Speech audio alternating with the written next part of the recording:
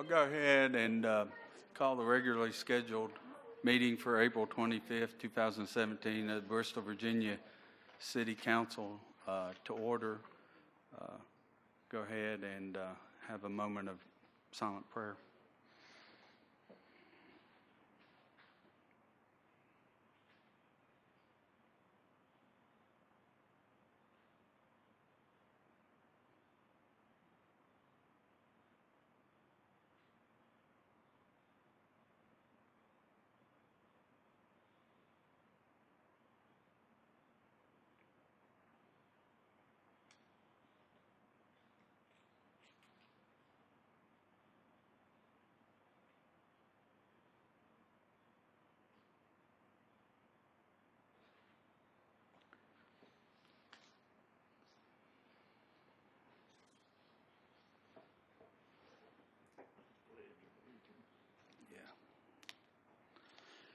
You stand, we're joining in the Pledge of Allegiance. I pledge allegiance to the flag of the United States of America and to the republic for which it stands, one nation, under God, indivisible, with liberty and justice for all. Okay. All right. Mayor's minute and council comments. A couple of announcements and recognitions. First, last week at the Red Cross Celebration of Heroes, just to make note that they recognized as the workplace hero Pam Venable, the city clerk. It's in the back. And they also recognized as the rescue heroes the Bristol Swiftwater Rescue Team from the fire department. So again, it's well-deserved honors. Speaking of honors, also mention that Ms. Venable was recently received the Certified Municipal Clerk status from the International Institute of Municipal Clerks. So congratulations on that. As always, mention that there are openings for city boards, particularly the Bristol Public Library Foundation and the Redevelopment and Housing Authority. So anyone that is interested in serving on those boards can go download an application from the website or stop by the city manager's office and pick one up. So that's all I have. All right, we'll move to the regular agenda. First item, consider second reading and adoption of an ordinance conveying lots 20 and 22 as described on a plat entitled Plat of Lots 20, 21, 22, and 23, The Falls, Phase 2, to the Industrial Development Authority of Bristol, Virginia. Staff report. Mayor and Council, this ordinance would authorize the conveyance of lots 20 and 22 of the Falls to be conveyed to the IDA and request the IDA to convey the lots to Interstate Development Partners when all due diligence has been met. The city purchased the parent tracts in 2012 and subdivided the property in 2014. City Council approved this plat on March the 28th of 2017. At the last council meeting on April the 11th, the first reading of the ordinance was held at the regular City Council meeting. And I would recommend that the second reading, that council approve the second reading and the adoption of this ordinance. Okay. No one signed up, but is there any public comment? All right. At this point, entertain a motion for the second reading by caption only. Moved for second reading, caption only. Second. Have a motion, Vice Mayor Hubbard, second, Councilman Fleener. Any discussion? Oh, excuse me, Mumpower. Apologize. Any discussion? All right, clerk, call the roll. Fleener. Yes. Hubbard. Yes. Mumpower. Yes. Wingard. Yes. Hartley. Yes. Ordinance to convey lots 20 and 22 described on a plat entitled Plat of Lots 20, 21, 22, and 23, The Falls, Phase 2, to the Industrial Development Authority of Bristol, Virginia. Okay, at this time, I'll entertain a motion for adoption of the ordinance. I'll make a motion. All right. Have- I'll make a motion. All right, motion by Councilman Wingard, Second. second by Councilman Mumpower. Any discussion? All right, clerk, call the roll. Fleener. Yes. Hubbard. Yes. Mumpower. Yes. Wingard. Yes. Hartley. Yes. All right, item number 2, presentation of the fiscal year 17-18 draft budget.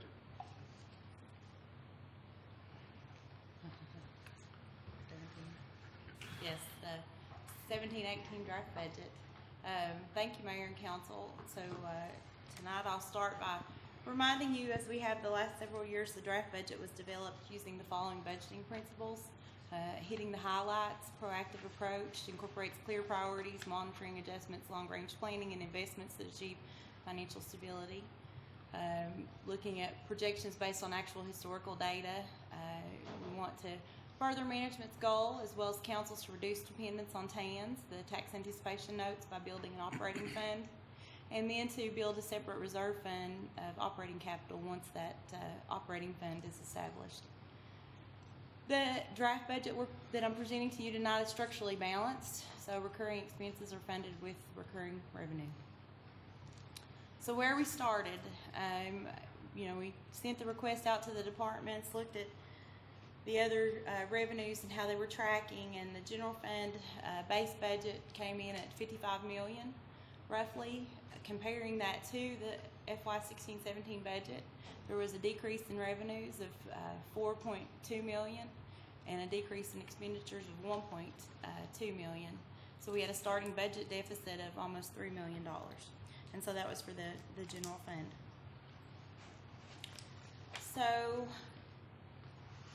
from that point, we knew we needed to look at revenues as well as expenses to fill that hole. And I'll start by talking to you about what we've looked at from a revenue perspective and what we're proposing.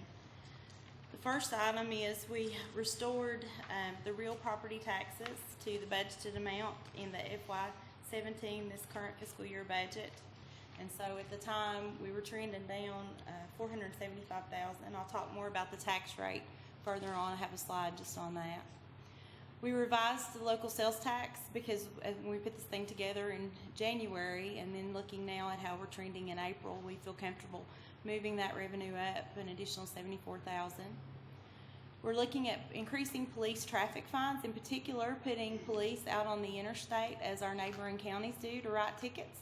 That would be done using overtime. This is the net revenue from that. We've already subtracted out the expenses for the overtime. We are looking at adding EMS services. As we looked at the locality comparisons with the fire department, what we found was that we are doing a lot of our calls for EMS.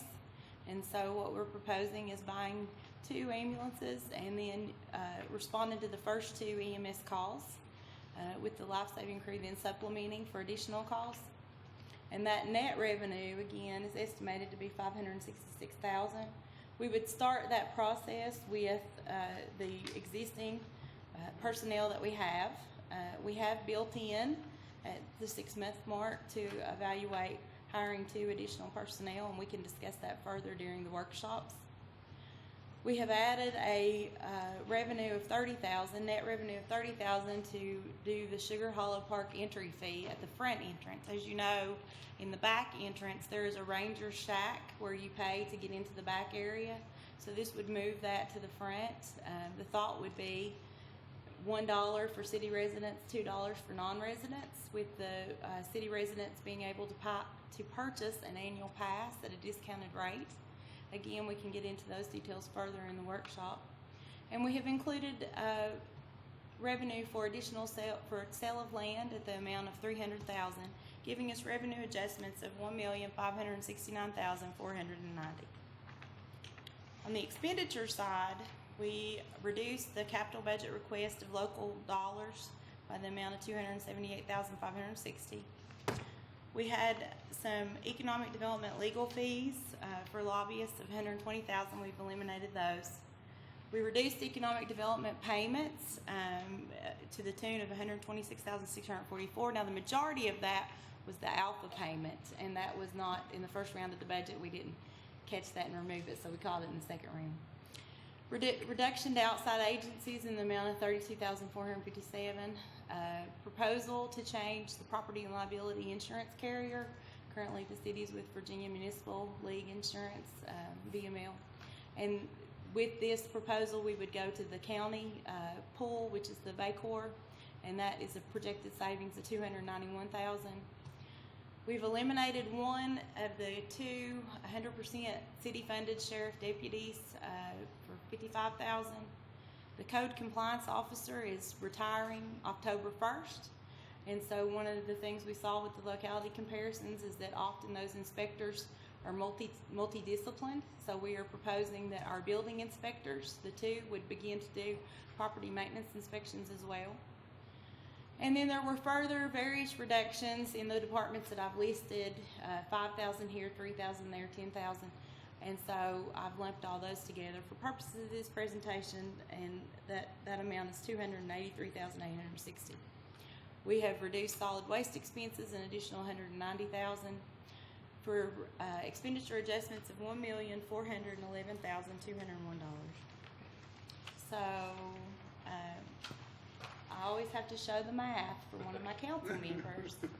And showing that we are balanced, we started with a base budget deficit of, as I said, $2.98 million. So the increased revenues of I'm going to round 6, and decreased expenditures of 1.4 leads us to a balanced budget that we are presenting tonight. Draft, of course. This is a draft work in progress. So summarizing those numbers for you, here's the summary of the draft budget. General fund revenues and expenditures of $54,980,297. Solid waste disposal fund revenues and expenditures of $5,631,595. Capital project revenues and expenses of $10 million, excuse me, $114,960. For a grand total revenues and expenditures of $70,726,852. A couple points I want to make here before I move on. And the first is, this does include flow-through money. So you're going to see that on the coming slide. This is not local dollars completely, by no means. Secondly, I started out comparing to the adopted budget that we're in this year, 16-17. And so what that ended up being was that the revenues and expenditures were down roughly $2 million compared to that budget. So from a fund perspective, general fund makes up 78%, capital 14%, and solid waste 8%. And then the general fund revenue by category, which is what I was alluding to before, you can see those are all fairly equal, which is fairly uncommon for a city our size. State and federal revenues are ahead at 36%, and then local revenues and property taxes are both around 32%. The expenditures by category, city personnel make up 28% of the budget. Education and capital make up 14%. Debts 9%, health and welfare and social services are 12%. So that's some of the larger divisions. So I want to hit some of the topics just that go along with the budget to address, and the first one's debt. So I want to be clear that the FY18 draft budget does not include any additional long-term borrowing. You will see some proceeds from indebtedness, and that's recognition of bond proceeds from previous years. And I'll give you an example of that. The interior road on the falls, we borrowed that bond in the fall, and they have started work on that, but they will not finish by June 30th. So we are recognizing some of that revenue with this next fiscal year for the fall. We have further reduced the interest on TANs based on actual usage. The interest on the temporary notes was reduced by $30,000 in this draft budget. So that's good, because that means we're not using the TANs because we have built up the cash. The adjusted tax rate, as you all know, in FY17 we have underwent a general reassessment process. We received initial information from the Commissioner of Revenue's office late last week. I had some questions about that information, and they answered those yesterday. So at this point, we have not had an opportunity to build in anything with this budget. What we had discussed previously is that we would keep the real property taxes whole, and then any surplus, we would look at adjusting the tax rate down. So we can certainly still do that. We will just bring you that information during the workshop. I don't have it tonight. And so tonight, what you have in this draft budget is just keeping that real property tax consistent with what was in the FY17 budget. So the Reserve Cash Account Initiative was the plan that was adopted in August 2014 to build up the reserves of the city over an 8-year period. The proposal included an initial real estate tax increase of 5 cents and would be increased 2 cents the following fiscal years until the 5-year mark. Then 3 years later, the goal would be reached. So through FY17, 9 cents has been dedicated. So the first 5 and then 2 twos, or 900,000. So the draft FY18 budget does not incorporate an additional 2 cent increase in real estate tax. However, we have put the amount of $1 million toward the reserve in this budget. Now that's again something that can be discussed during the workshops. And to be honest, since I don't know what the tax rate's going to be, it would have been hard for me to do that, even if you all wanted to at this point.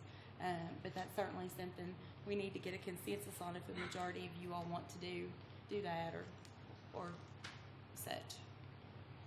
Funding for schools. The schools, you will remember, requested a total increase of $152,479. Of that, the local fund dollars was projected to be $98,495 because an additional $53,984 was part of the sales tax increase from the state, so the state sales tax increase. With the draft FY18 budget, we have maintained level operations funding at $6,986,010. So we have not included an increase in operations of $98,000. However, with the proposed change in property and liability insurance provider, the schools are projected to save $32,500. So the difference there is going to be about $6,500. Now, I've got 2 slides on capital, so please bear with me because the first one talks about the expenditures.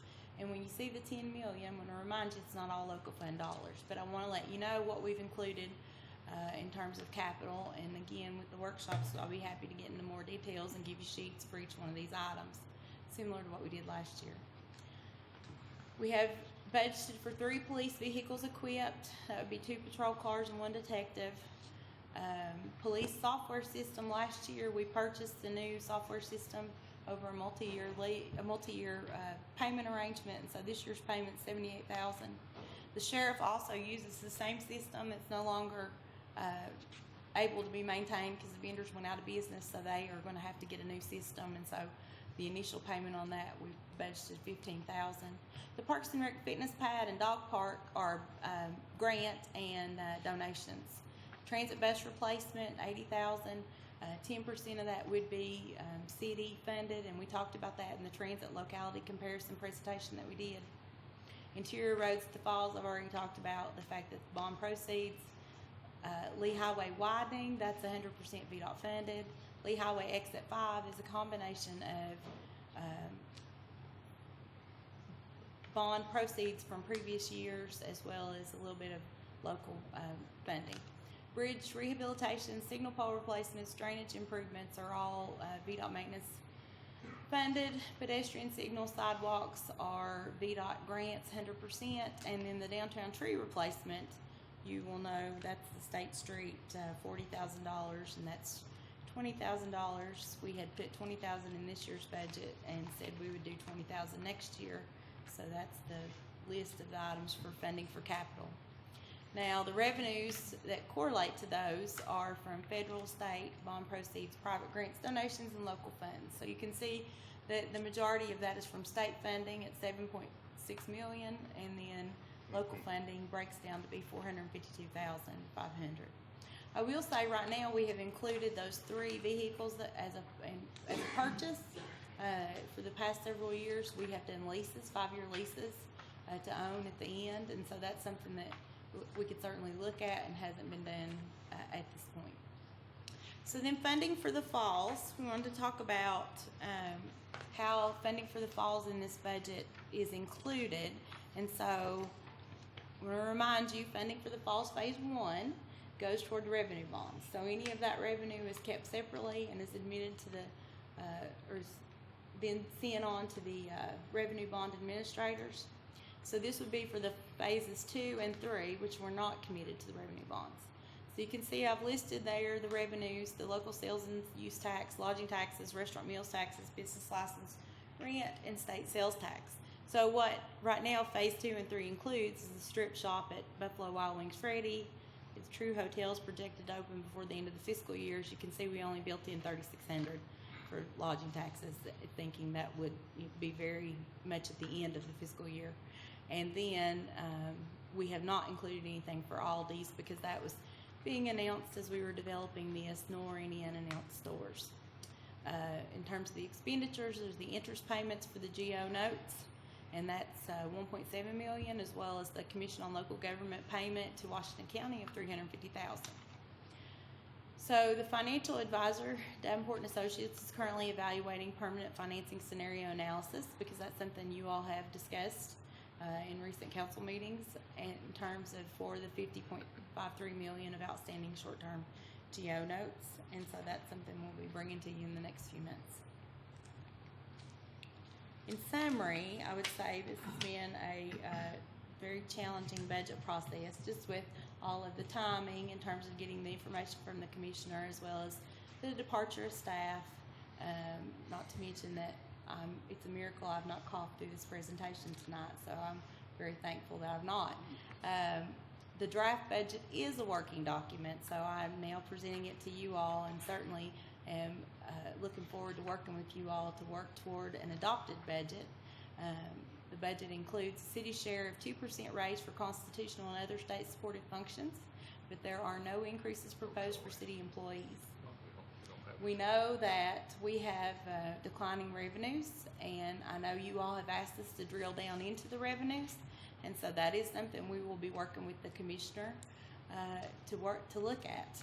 He is the keeper of that data and can look at it in an aggregate basis, and so we will continue to work with him. So in terms of the budget calendar, you can see where we are tonight. We've got the budget workshop scheduled for next week that you all set last meeting.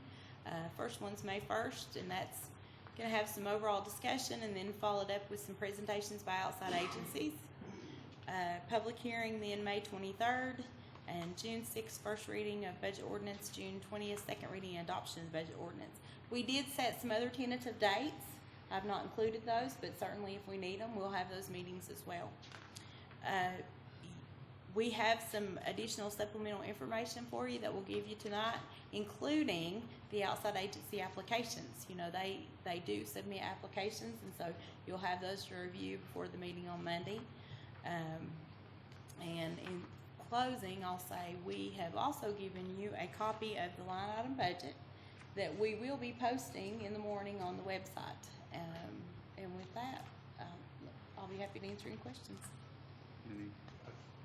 Ms. Crowder, if you've been sick, I sympathize with you and everything, and I'm glad you're here. I know we're going to be getting into specifics, but when you talk about outside agencies wanting funding, and if we fund them, they're not in this budget, for instance, and there might be 6 or 7 outside agencies that want funding, so they could throw the budget up potentially another $500,000. Is that about accurate or not?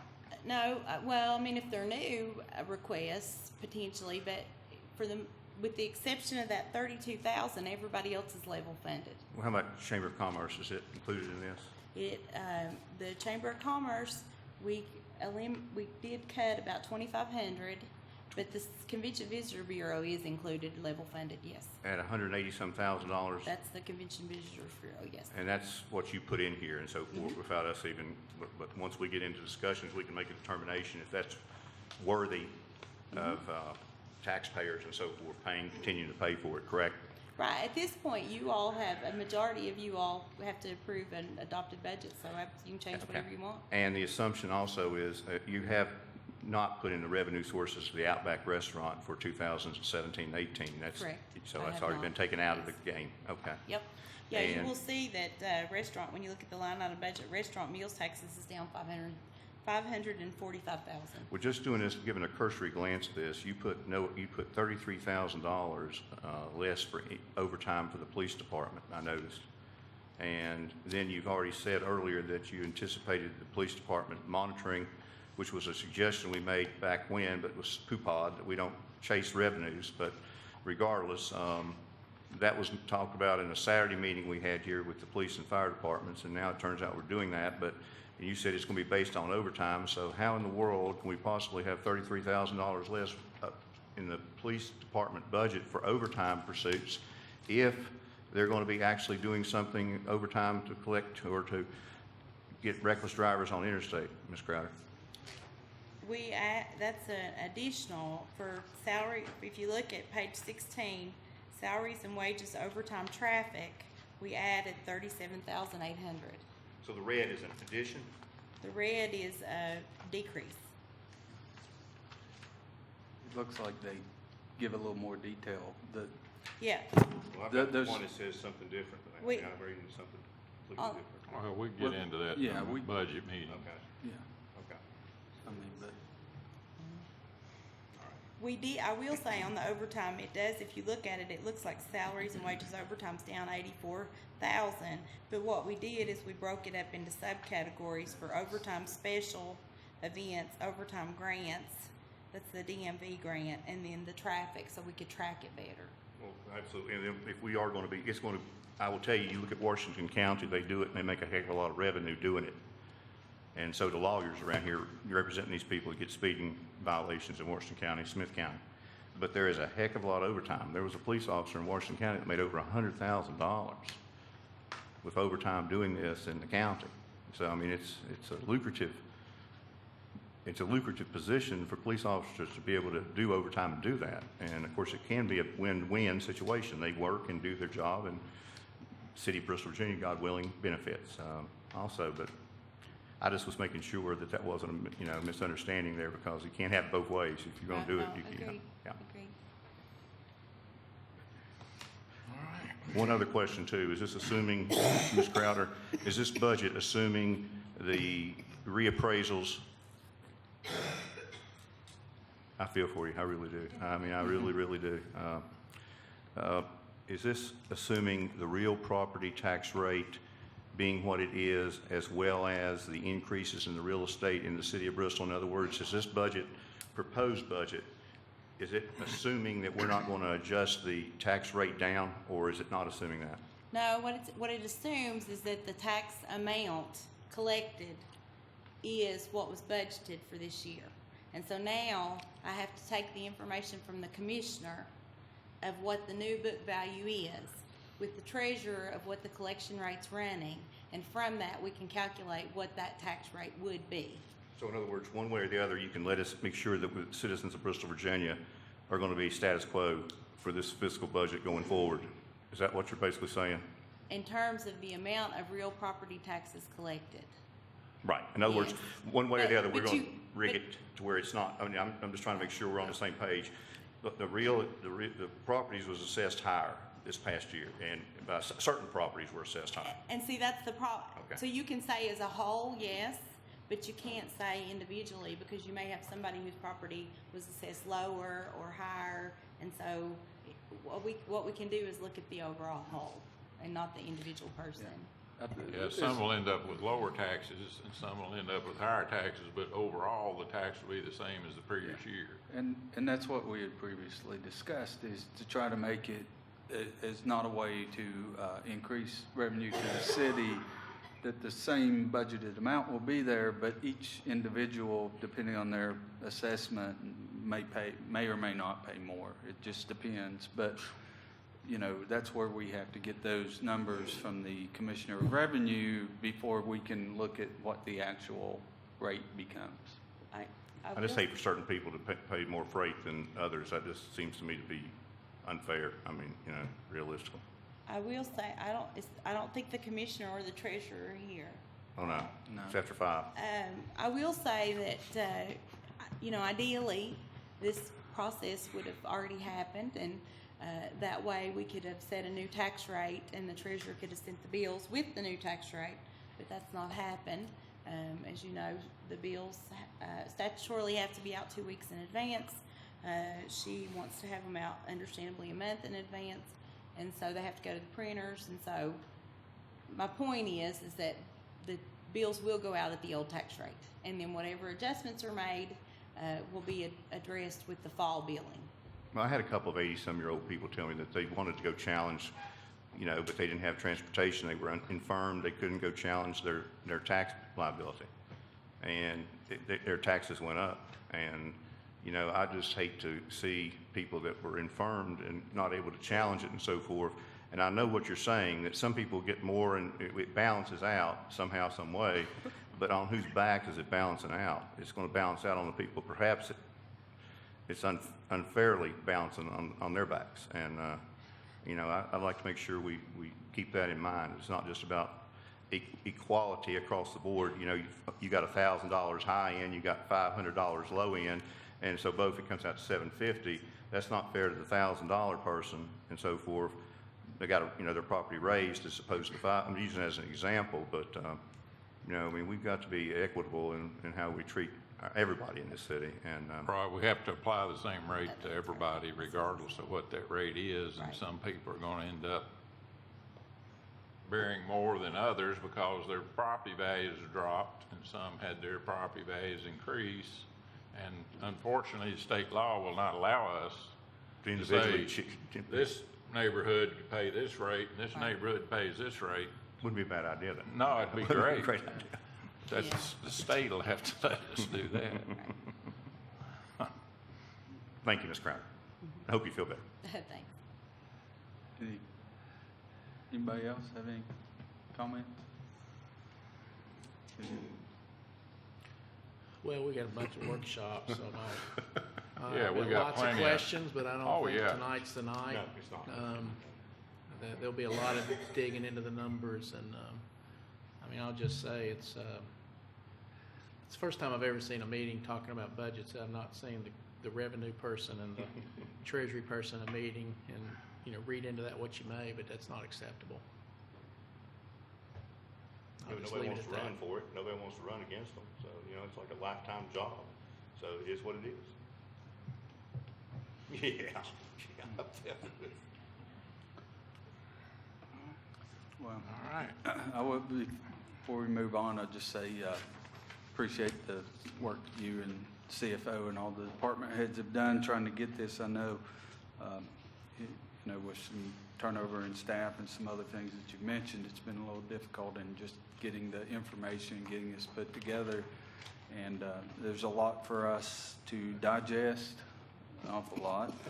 And as well as the public, which will be made available on the website tomorrow. And I just encourage the public to look through that and as much as they can to come and attend some of these workshops. And again, next Monday, the 1st at 6 p.m., following Tuesday, the 2nd at 6 p.m., and then May the 4th at 8 a.m.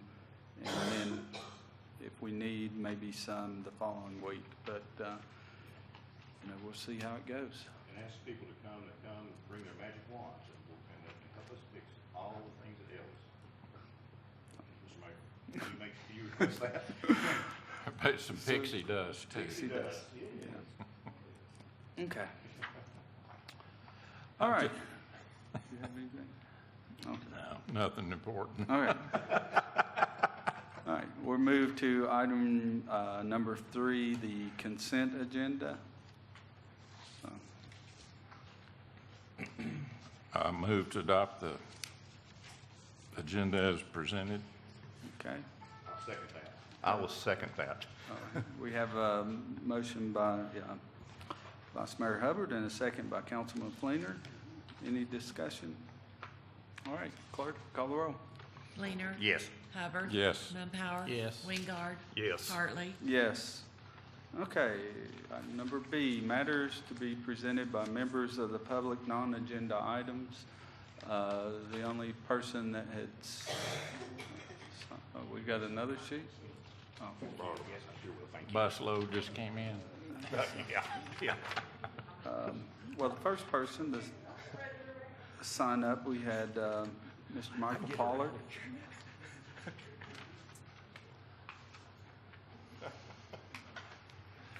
Just say ditto. I think I missed a joke there somewhere.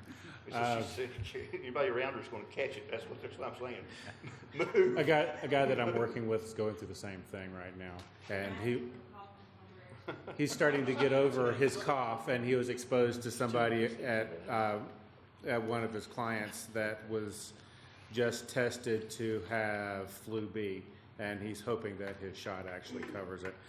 Anyway, my name is Michael Pollard. I live at 101 Ashley Drive. I do appreciate the opportunity to speak for the council tonight. What I had actually signed up for, I covered in advance. It wasn't directly city business related, so I figured let's see if we can avoid covering city time with it. I would like to ask that the city staff keep in mind the residents of the city that do not have internet access concerning the budget. I know that there are some individuals present who would like to have offline access to the documentation.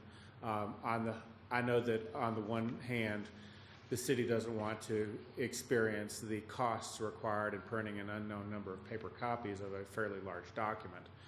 But I expect that some individuals would like to be able to get those copies without needing to allow an inordinate amount of time. I'm not sure how best to go about handling that. Maybe some thought can be put into that. Some people may not be able to come to during business hours in order to get those copies, though, and that's my main concern.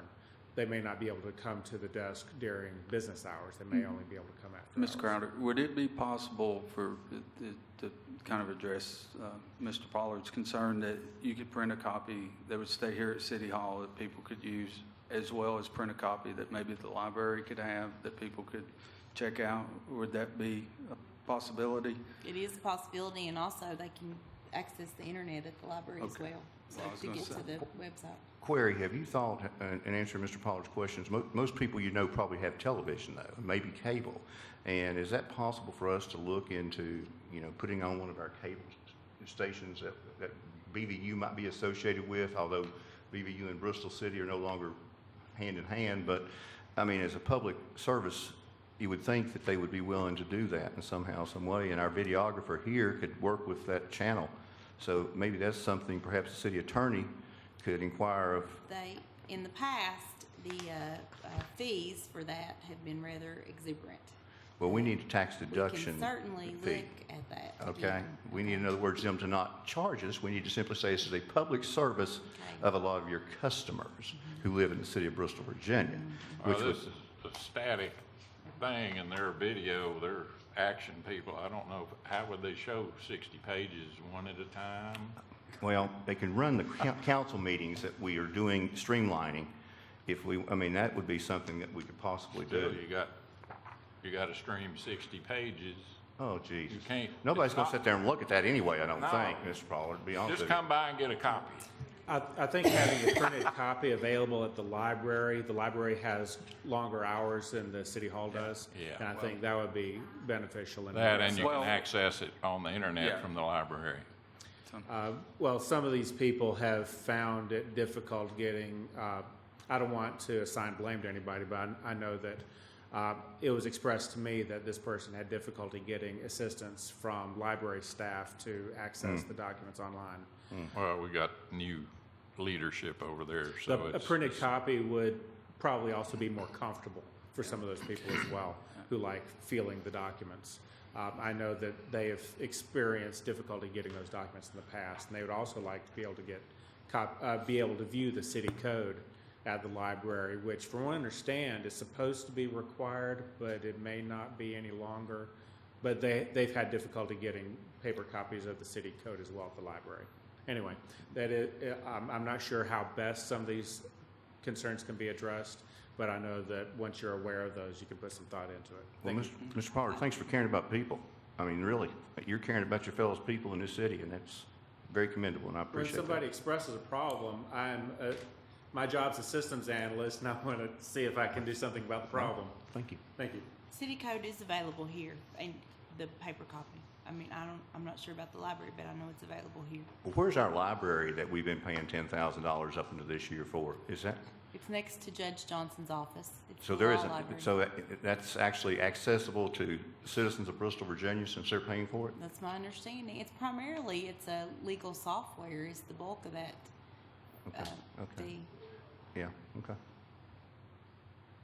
Okay. There'll be a receipt for that somewhere, though, where we paid it and so forth, and this is where it's going. I thought the There state there of you- Virginia paid for the whole library for the judges, but I may be completely wrong, but. No, we can show you I'd like to that. see That's fine. Okay. Next up on the signed up, Renee Hunt.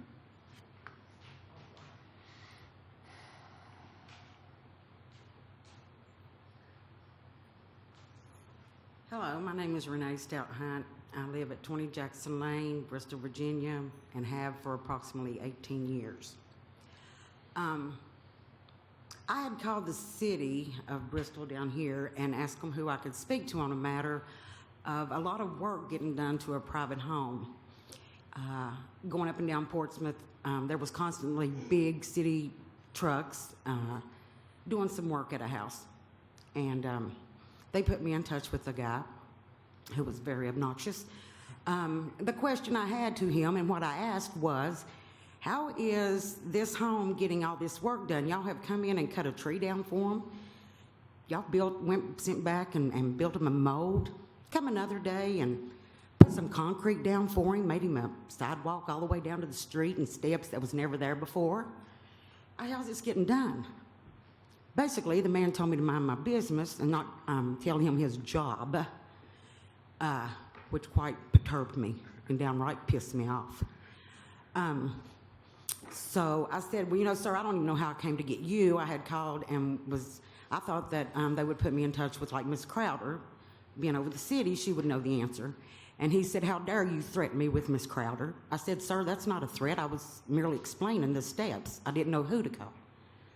So I did call Miss Crowder's office because I still didn't get an answer. His thing was the tree was in a right-of-way up in the middle of this man's yard.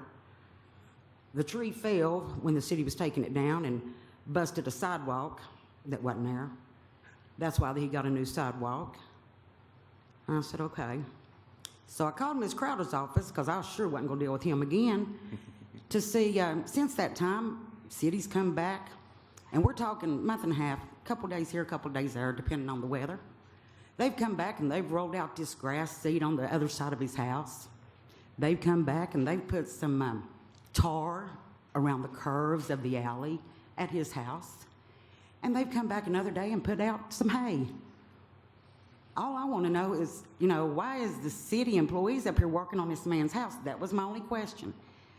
And we're not talking one or two cars. We're talking a bunch of trucks and cars, a lot of city employees, 10, 12, 15 of them.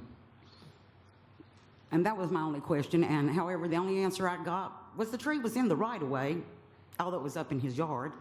They didn't cut tree branches if they were up in the wires. I could understand that. I'm not completely stupid. They cut the whole tree down to the ground. Never have gotten an answer. Just wanting to know how city employees, if we're so far in debt, how are we renting out our services now or something? Because, hey, I'm in line. I got some work that needs done really bad. So thought I'd come here and see if maybe y'all could get an answer for me. Well, there's a difference. Let me ask you something, Ms. Hunt. And in caveat, full disclosure, Ms. Hunt's a friend of mine. I like Ms. Hunt and known her for a long time. And but did you get the name of the person that was I rude? sure did. He said his name, and I don't know him, never met him in my life. His name was Mike Man, one of those names. Okay. Yeah, and he And told he me was- that and I he- was in touch with the correct person to handle that and to ask that question, but And he wasn't very courteous to you. oh, he was downright rude, sir, downright rude. And I kept calling him sir, and sir, I don't think you're understanding what I'm asking. I'm just wanting to know why are the city understand. employees Oh, up here? I understand. And he said, you don't tell me my job. I said, sir, I'm not doing that. I'm just merely asking a question. Just want an answer. So, Well, what was the address on Portsmouth? well, you can't tell because it's been remodeled. It also has a brand new deck all the way around it. But it's on the corner of going down Portsmouth, and there's an alley that runs beside of it. And it's a yellow house. You can't miss it. The tree's cut down to the ground and sticking up about this far. Has a brand new sidewalk, goes all the way to the street. And you can't miss the hay and the seating and all that they put down for him. And the asphalt. I just want to know how. How's this possible, and who's paying for this? Is the city paying for it? Is the private homeowner that owns it, is he paying for it? Who? Thank you. Thank y'all for y'all's time. Thank you, Mr. Thank Rick. you. City manager found out. Ms. Crowder, can you find out? I certainly will. Do you know anything about what she's? I know that she called, yes, and so I'll get back with you this week. You can see tonight what I've been working on, so I am behind in responding, but certainly we'll get back with you. No.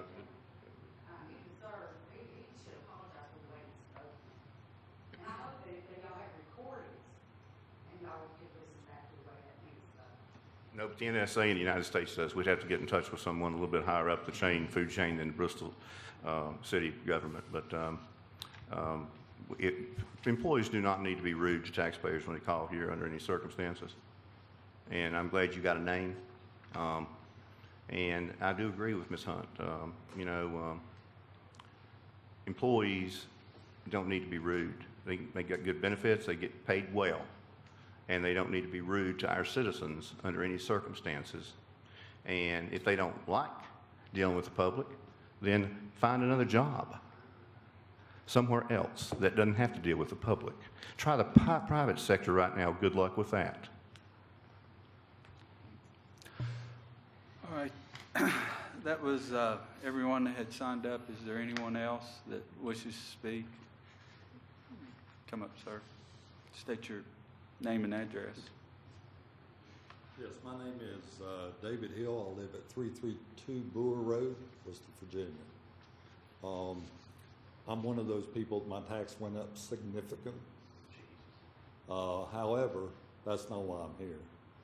I heard just about going out and patrolling the interstate. For some reason, before we bought the property in the late 80s, built in 2008. I've called the police department 4 times. I've spoke to 5 different officers about the high rate of speed coming through a Brewer Road. For some reason, they made a 2-lane road in the middle of a subdivision, and everybody seems to think that's the raceway, that when they're not using Bristol Motor Speedway. Have cars coming through there so fast they leave the road. I'm always told there will be a police officer there, or come through there, or we'll get somebody out there to talk to you. There's been nobody on the property except for the neighbor next door that got his boat motor stolen, and the guy next to him got his garage broken in. I have seen no police officers come through there, none, since I've requested it, and I've been requesting this for about 3 years now. I've called 4 different officers at the council meeting and specifically talked to them.